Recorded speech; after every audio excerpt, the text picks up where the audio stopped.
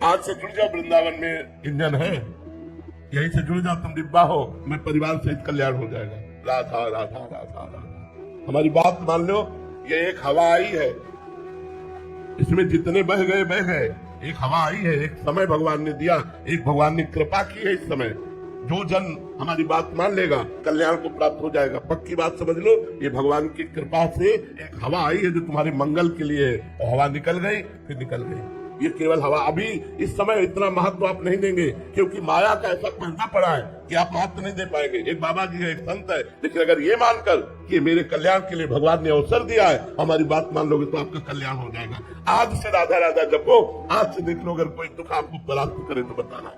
एक अद्भुत आनंद, एक अलौकिक आनंद बना रहता है। लोक परलोक सब शून्य नजर आते हैं, ऐसी कृपा, ऐसा आनंद छा जाता है। इसलिए मान लो मेरी बात, भगवान का नाम जप करो, राम राम जपो, कृष्ण कृष्ण जपो, हरि हरि जपो, जो नाम प्रिय हो नाम जप करो। नाम जपत मंगल दिशि दसु, भाव कुभाव अनख आलसहु, नाम जपत। हम आपको बताएं, हमारे में जब कष्ट रहता है तो हम ऐसे देखते हैं कि आग यहाँ लगी है और हम एसी रूम में यहाँ बैठे हुए हैं। ऐसे होता है शरीर, और हम ऐसे होते हैं कि आग यहाँ लगी है और एसी रूम में हम बैठे, आज भी नहीं आ रही है। महाराज जी कभी कभी ऐसा लगता है ऊपर से जा रही हैं आपकी बातें। हाँ, तो ये ऊपर इसलिए लगेगा कि वो अनुभव की बात नहीं है ना आपके, आप उसमें चल कर उस स्थिति को नहीं पहुंचे। इसलिए बात, अगर कोई स्थिति वाला होगा तो बिल्कुल समझ जाएगा कि बात ठीक कह रहे हैं कि आग यहाँ लगी है और हम यहाँ एसी रूम में बैठे हैं, दुख शरीर में है और हम आनंद के घर में बैठे हैं। दुख का लेस मात्र भी प्रवेश उस आनंद के घर में नहीं है। वो केवल भगवान का जो स्मरण करेगा वही हमारी बात समझ पाएगा, जो भगवान के शरण में है। नहीं तो फिर ये लगेगा बाबा जी एक प्रवचन कर रहा है, बस वही बात समझ में आएगी। हमारी बात मान लो आप, आपका परम कल्याण हो जाएगा, परम मंगल हो जाएगा, सारी कामनाएं पूर्ण हो जाएंगी। पहले पाप नष्ट होने दो, खूब नाम जप करो, राधा राधा कृष्ण कृष्ण हरि हरि। ऐसा नहीं, वेद संपूर्ण भगवान का स्वरूप है, किसी ऋषि मुनि का लिखा हुआ नहीं। भगवान श्री कृष्ण द्वैपायन व्यास देव जी ने तो वेद का विभाग किया, लेकिन वेद अपौरुषेय भगवान का स्वरूप है, स्वयं प्रकट है।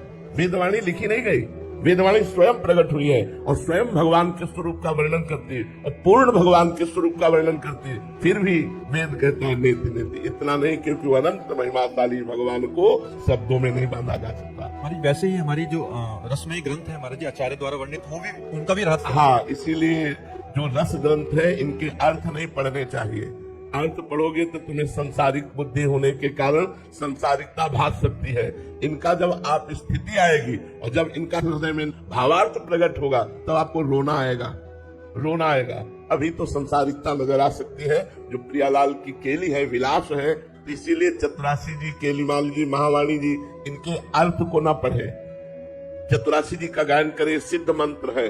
जब ये अपना प्रभाव दिखाएंगे, फिर अर्थ का जब संयोग होगा तब जो आनंद की अनुभूति होगी वो अलग।